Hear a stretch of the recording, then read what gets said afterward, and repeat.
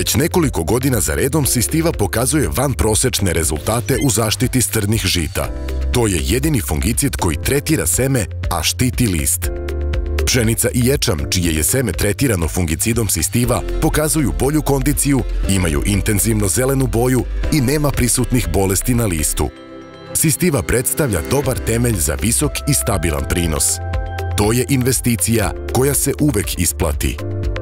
Kombinacija fungicida Premisa i Sistive je jedinstvena iz razloga što ova kombinacija ne štiti samo od bolesti semena i klice, nego nas štiti i od bolesti lista i stabla.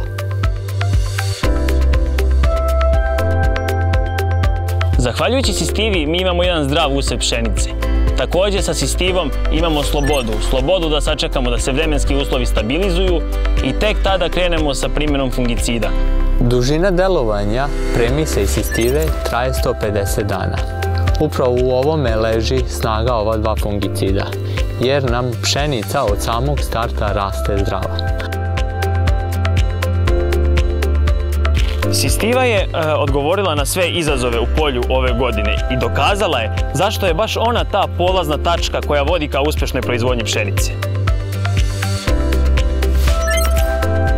Krajnji rezultat fungicida Premisa i Sistive jeste veći prinos i to je razlog zbog čega će svaki domaćin primjenom ovih fungicida biti zadovoljan.